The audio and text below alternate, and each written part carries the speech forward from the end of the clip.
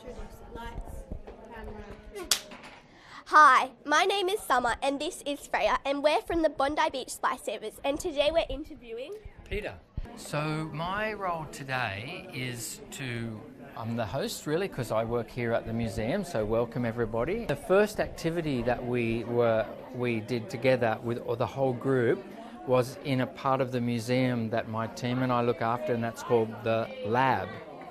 And that's the room out there, and that's where there's the 5 screens and the 1 screen projecting onto the floor, and you can interact with all of those screens using Kinects. Okay, so how often do you meet up? This is the second year of STEAMpunks, but I'm pretty sure that what everyone is hoping will come out of today, all the organisers of today are really hoping, is that today isn't just about, oh good, that was good, now let's wait till next year. The idea really that we're trying to get going is that this is a way of thinking, this is a way of planning what we do together in school and how we are all learning together in schools and in museums as well. So we're really hoping that there's a lot of new partnerships formed today and that there's a lot of projects which might be inside one school or even between 2 or more schools that start today and that keep going in the future. So back to the lab area, you said you have interactive stuff. Can you name some of the interactive activities you have out there and what they are? Sure. So there are 6 interactives that we have outside in the lab running right now, and they're all, they're like a game world, and so there's a large projection which shows you what the world is like, and then you walk towards that projector, and then the game responds to you being there because there's a Microsoft Kinect camera, which is an infrared camera, which is actually noticing just like you would play an Xbox or something. So it's noticing that you're in that space. And then there's also a touch screen where somebody could go up to the touch screen and start to change some of the parameters of the world. So at the moment we've got 6 games. One is called Ripples, which is projecting down onto the floor and looks kind of like a swimming pool with lots and lots of toys floating in it, like rubber ducks and floating rings and things like that. And you can move them around, you can change the colour of the water, and you can change how choppy the water is or whether it's very calm, and how many of those things there are and whether they stick to you or whether you can kick them away. And there's another game called Wings, and when you walk up to that one, you instantly have beautiful wings, and when you put your arms out, those wings move, and it's really in a beautiful abstract landscape environment. Or you can change it to be a magician who kind of can cast spells, or a very, very old tree, and you can spawn eggs which then hatch and birds fly off from them. So you can change the state of that game. I've got another one called Noisy Kaleidoscope, and in that one you've got a music sequencer and you can program bass drums and guitar and keyboard sounds, and then it will play a beautiful kaleidoscopic pattern. Got another one called Angles and Shapes, where you mix around squares, circles and triangles, and by moving your hands you can have them stick to your hands, and you can move them around, you can make the shapes bigger or smaller. Got another one called Portal, and Portal, it lets you see around corners, so as you move left and right it opens up like if it was a real window instead of just a projector. So it opens up, and so as you move to the right, it's like you can see closer to the building if you're looking out a window, like what's just around the corner. And so it's kind of a little bit of a trick, because normally with a projector you can't see past the edge of the image, but in this one you can. Haha, maybe it's a dad joke. Anyway, and there's some interesting things in there, and you can make it snow or rain or make it foggy, and there's this weird kind of silver kind of sphere that you can have come down, and that just might capture a picture of your face and then escape again. And there's another one which is called Geometric U, where there's the Jengas that you've got to push over, or the goals where you can kick and defend the goals and stuff like that. I played that one. What did you think of it? It was a lot of fun. Oh, my phone. Well, thank you. How funny. Well, can you just hang on one sec? Sure. It's my brother, Paul. Hey, Paul. I'm fine. Listen, I'm just being interviewed at the moment on camera by the Bondi Beach Splice Savers. Can I finish this interview and then give you a call back? Okay, all right. Let me give you a call back in a little while. The interview won't take too long. Okay, thanks, mate. Right, talk to you soon. Bye. Bye. That was funny, wasn't it? With the lab, there was also another project that you showed everyone when we first walked into the lab, and it was a new one apparently you had been creating. Yeah, Logic Machine.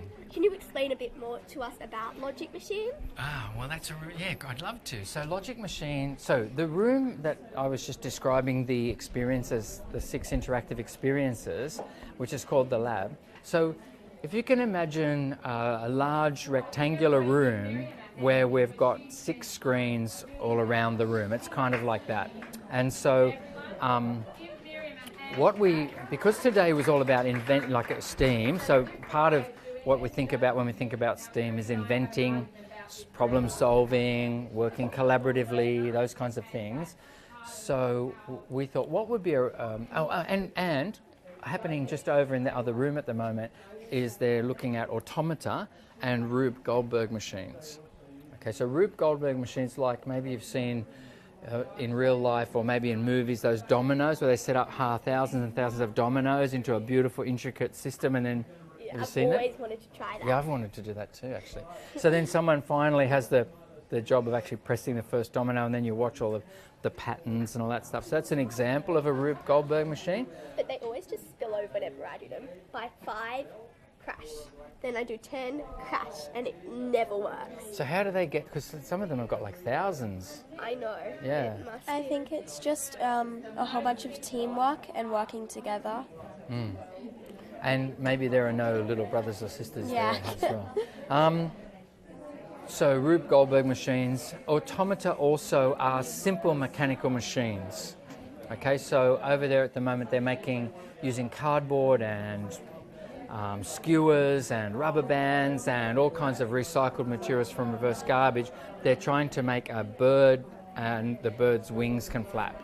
So that's an example of an automata. But what mechanism do you need to construct to be able to have something that pushes the wings up and lets them come down? So these are examples of simple but interesting and fun machines, and they're challenging to make, right? Like we were talking before about the dominoes, like you only get 10 or whatever. So we thought maybe we could put that kind of idea of the Rube Goldberg machine into the lab. So some of the people who are in my team here at the museum are like super clever, and they love coding and making games. And we use Scratch and we use Python and Arduino, and this particular one we've been making using a gaming engine called Unity. So we've been building this, and today was the very first time we actually tried it in public, and it kind of worked and it kind of didn't work. So we learnt a lot from today's experiment, and we'll make some more changes to it now. But the idea is that you have to put, so a ball is the things that are fixed. There's a pipe in the top left and a pipe in the bottom right at each edge of the screen, and the ball's going to come out of the pipe on the top left, and you've got to use planks and trampolines and magnets and all kinds of other things to get the ball out the other pipe. And the whole idea is if everyone does that correctly, once we press go on the server, the ball should be able to do a run around the entire room. Oh, cool. Yeah. So today what happened was, because the first group weren't successful in getting theirs to work, we realised it's a bit of a disappointment if you don't see it move from one screen to the other. So we're probably going to have to help group one to make sure they're successful. You need to have every group successful, and that's the same with like a domino effect. Every person's bit, say they're working on a bit, need to be right, because if one person's wrong, then when you do it, it will not work. Thank you. You helped me with that comment. You're quite right. Every group needs to be successful. Yeah. That's true. Thank you for that. Maybe a little bit more time could be helpful as well. And it was quite a large number of people who were trying to collaborate. there and was touched all the screens at once, and everyone's trying to like scramble for it. But Yeah. there's no space. Yeah. So look, it was. So we do lots of. We're trying to use that room in lots of different ways, not just in the 6 games ways, but we sometimes have presentations in there, which is very weird because instead of having just one television or one screen that you look at, they're all around you, Yeah.